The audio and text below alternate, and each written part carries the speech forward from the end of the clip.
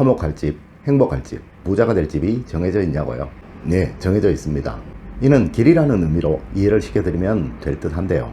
가난한 길로 가시게 된다면 가난해지는 것은 당연한 것이고요. 화목과 성취가 만들어지는 그 길로 가시게 된다면 행복이 가득한 부유한 집이 되는 것, 이건 역시 당연한 것이 되겠죠. 사주학에서는 부자를 어떻게 정의하고 있냐고요? 사주학에서는 이를 재성이라고 말하고요. 일간, 즉 본인의 기운과 균형을 이룰 때 가장 안정적이다 라고 말을 하고 있습니다. 하여 사주학에서 말하는 부자는 내가 하고 싶은 일 편안하게 할 수 있고요. 돈으로 인해 고통받지 않는 수준, 그 상태가 되면 재성이 좋다라고 얘기해서요, 부자라고 말하고 있습니다. 그럼 부자가 될 사주가 따로 정해져 있냐고요? 절대로 그렇지 않습니다. 사주라는 것은 선천운이고요. 우리 학문은 후천운을 훨씬 더 중요하게 생각하고 있기 때문에요. 이 후천운인 여러분들의 마음가짐으로 여러분들 평생 돈으로 인한 부족, 또 돈으로 인한 걱정 없이 살아갈 수 있다라고 사주학에서는 말하고 있습니다. 그럼 마음만 잘 먹으면 누구나 돈 부족하지 않고 살아갈 수 있다라는 말인가요? 예, 모든 것은 여러분들의 마음에 달린 겁니다. 하지만 이 마음을 어떻게 먹느냐, 그거 정말 중요하겠죠. 잘못된 길로 가게 되면 가난해질 테니까요. 당연히 부자가 될 수 있는 그 길로 가야 되겠죠. 지금부터 화목하여 행복하고 행복해서 부자로 평생 살아갈 수 있는 그 방법, 우리의 학문에서 말하는 부자로 살 수 있는 그 방법 알려드리도록 하겠습니다. 여러분 안녕하세요, 이정재입니다. 부자가 되는 길, 행복해지는 길, 화목함으로 평생 가정에 웃음만 넘치게 할 수 있는 길, 그 길로 가는 가장 첫 번째 조건은 무조건 여러분 가정의 건강입니다. 건강이라는 것은 사주학에서는 일간이라는 용어로 표현을 하곤 하는데요. 일간이 약하게 되면 신약하다, 약하다 이렇게 말하면서 경계를 하고요. 또 일간이 강하게 되면 이로 인해서 문제가 생기게 된다면 신강하다, 신왕하다 이렇게 말하고 경계를 하고 있다는 겁니다. 이 말은 전문 용어예요. 여러분들이 알아듣기 쉽게 제가 설명을 드리면요, 무조건 건강만 하시면 된다는 겁니다. 오늘 제가 여러분들에게 드릴 모든 말씀의 가장 기본은 무조건 건강이다 라는 거 여러분들 꼭 명심하시고 오늘 이야기 들어주시면 감사하겠습니다. 여러분 가정에 건강하지 않으신 분이 있으시다면 오늘 제가 여러분들에게 드리는 모든 말씀들은 다 허사라는 거 꼭 명심하셔야만 합니다. 첫 번째가 가족사진입니다. 이것은 효와 화목의 상징입니다. 이는 예전에 우리 전통을요, 제가 현대식으로 재해석해서 말씀을 드리는 건데요. 예전에 부잣집, 우리가 일반적으로 알고 있는 대갓집에서 반드시 모든 집마다 꼭 있는 것이 있습니다. 이것이 바로 족보와 사당이라는 겁니다. 이는 물론 상징적인 의미도 있지만요, 가족에 대한 소속감입니다. 대부분의 분들이 이렇게 잘못 생각하고 계시더라고요. 부자가 되면 행복해지고 화목해진다 라고 말입니다. 현재 우리나라가 OECD 국가 중에서 노인 빈곤율이 최고인 거 여러분들 혹시 아십니까? 이 노인분들 중에 대다수의 분들이, 아니 많은 분들이요, 집도 있고 재산도 많은 그런 부자들이셨습니다. 그런데 왜 이렇게 힘들고 어렵고 불행한 노년을 맞이하게 되었을까요? 예, 자식들에게 다 물려주고 그 자식이 나 몰라라 하기 때문에 그런 겁니다. 이렇게 화목을 모르고 자란 아이들은요, 그저 부모의 돈만 얻으려 하죠. 절대 부모에 대한 은혜, 고마움 이런 것을 모르기 때문에요, 효를 행하려고 하지 않습니다. 효를 모르는 사람들이 부모를 봉양하고 공양하는 그 어려운 길로 가려고 할까요? 이러니 요즘 상속 재판이 그렇게 많아지는 겁니다. 자식에게는 반드시 효를 가르쳐야만 하는 법입니다. 그런데 이게 말로만 가르쳐서 될까요? 어린 시절부터 본능적으로 저 사진 속에 있는 사람들은 내 식구들이다. 죽어도 같이 죽고 살아도 같이 살아야 하는 내 식구들이다. 내 팔과 내 다리와 같은 내 가족들이다. 이런 것들을 심어주어야만 하는 겁니다. 이러했기에 우리 손자분들께서는 조상의 제사를 지내셨고요, 조상 모시기를 자기 몸같이 그렇게 모셨던 겁니다. 그분들이 과연 요즘 사람들같이 현실적이지 못해서 그렇게 하셨을까요?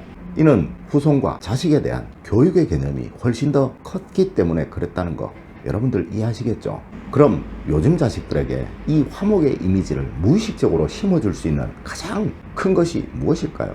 늘 눈에 보이고 매일 무의식적으로 볼 수 있고 접할 수 있는 거, 예, 가족사진입니다. 나이 드셔서 외롭게 자식들에게 효도받고 살고 싶지 않으신 분들은 이런 거 신경 쓰실 필요 없겠죠. 여러분들 가정 거실에, 자녀들 방에, 안방에 하나씩 반드시 걸어 두시는 거 여러분들 꼭 명심하십시오. 틀림없이 그 자식들의 의식 속에 가족이라는 이미지가 새겨지게 될 거고요. 이것이 여러분 가정을 화목으로 이끌 것이고요. 또한 이것이 모든 가족이 힘을 합쳐 여러분 가정이 전부 부유하게 사실 수 있는 그 가장 중요한 방법임을 절대 잊지 마십시오. 다음으로 두 번째가 가족들 사이의 정과 칭찬, 바른 훈육입니다. 우리의 학문은 반드시 준 만큼 받게 된다라는 것을 기본 원칙으로 하고 있습니다. 여러분들이 자식들에게, 가족들에게 정을 주신다면 여러분들도 틀림없이 정을 받게 되실 것이고요.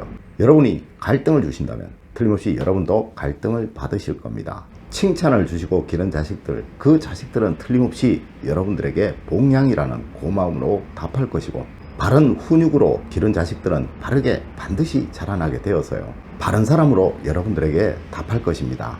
요즘 부모님들 자기 자식들만 소중하죠. 예전에 우리 조상님들 자기 자식 소중한 줄 몰랐겠습니까? 하지만 늘 잘한 것은 잘했다, 잘못한 것은 잘못했다, 불편하더라도 늘 바른 길로 가야 한다라고 가르치셨던 것은 바른 훈육을 위해서 그러한 것이었고요. 또한 내 자식뿐만 아니라 남의 자식도 소중하다는 것을 훈육하려 하셨던 겁니다. 또한 그 결과로 효도라는 것으로 보답을 받으셨던 거예요. 자기만 소중한 줄 알고 자란 요즘 아이들에게 여러분들이 효도를 바라신다고요. 그렇게 자란 아이들은 자기의 편안함을 위해서 여러분들도 귀찮은 존재가 될 수밖에 없을 겁니다. 행복하시고 싶으시다고요? 행복은 절대 혼자 만들 수가 없습니다. 서로가 모여서 만들어내는 것이 행복입니다. 그럼 서로가 모였을 때 편안하고 좋아야 하는 것이겠죠. 이렇게 화목하고 행복해야 서로 간에 협력하게 될 것이고요. 비로소 이 가정이 재물이 부족하지 않는 부자의 가정이 될 것입니다. 세 번째가 가정의 청결입니다. 이 청결이라는 말은 우리 풍수학에서는 어디서나 가장 기본적인 대원칙입니다. 더러움은 사람의 의식을 피폐하게 만듭니다. 질서와 정돈, 깔끔함, 이것은 동서고금을 막론하고 어디에서라도 부자가 되는 첫 번째 원칙이에요. 여러분, 주방이 더러운 식당에 가서 밥 사 먹고 싶으신가요? 더러운 가게에 손님이 있던가요? 집 역시 마찬가지입니다. 운은 정하고 청해야 좋은 운이고요, 탁하고 중하다면 나쁜 운입니다. 이 말은 우리 풍수학에 명확하게 나오는 말이에요. 제가 청결을 그렇게 강조했더니만요, 이런 댓글 다신 분 있더라고요. 자기 아는 분이 두 부부가 다 의사인데 가사도우미가 다 하지 이 사람들은 청소 한번 안 한다고. 이런 집에는 가사도우미가 다 청결하게 해뒀기 때문에 이 사람들은 움직일 필요가 없는 겁니다. 여러분, 지금껏 TV에 나오는 부잣집 어느 TV를 막론하고라도 한번 다 보시도록 하세요. 부잣집 치고 더러운 집이 한 집이라도 있던가요? 내가 하든 남을 시키든 결과적으로 집안이 깨끗하고 청결해야지만 그 집에 부가 들어오는 겁니다. 이 사람들도 가난하고 힘들었을 때는 자기가 다 손수 이렇게 했습니다. 이제는 여유가 생기기 때문에 사람을 쓰는 거예요. 네 번째, 집안에는 반드시 살아나는 기운, 생동하는 기운이 넘쳐 흘러야만 하는 겁니다. 성장을 상징하는 식물, 또 성장하는 동물, 너무 좋은 겁니다. 사의 기운, 즉 움츠려드는 기운, 죽어가는 기운, 이것들은 무조건 다 치우셔야 됩니다. 예전 우리 어른들은요, 망한 집에서는 숟가락 하나 얻어오지 않았습니다. 항상 새로움이 넘쳐야 하는 거예요. 얼마 전에 제가 꽃집을 한번 갔더니만요, 돈 들어오는 식물이라고 많이 전시를 해두었더라고요. 이렇게 푸른색은 생동하는 기운이라서 아주 좋은 겁니다. 번식력이 강하고 생명력이 강한 것, 공기 정화에 좋은 것, 이런 식물로 해서 한두 개씩 다 기르도록 하세요. 대신 절대 죽이시면 안 됩니다. 시들어가거나 죽어간다면 영양제를 줘서 살리시든지 아니면 과감히 버리십시오. 동물 역시 마찬가지입니다. 무조건 병 걸리지 않게 건강하게 잘 살도록 그렇게 기르셔야만 하는 거예요. 다섯 번째가 금, 황금, 금고, 현금, 이렇게 재물을 상징하는 것들을 집안에 두셔야만 하는 거예요. 옛날 우리 조상님들은 이 재물을 상징하는 것으로서 광 속에 쌀을 그득히 쌓아 놓으셨습니다. 이래야 돈이 돈을 부릅니다.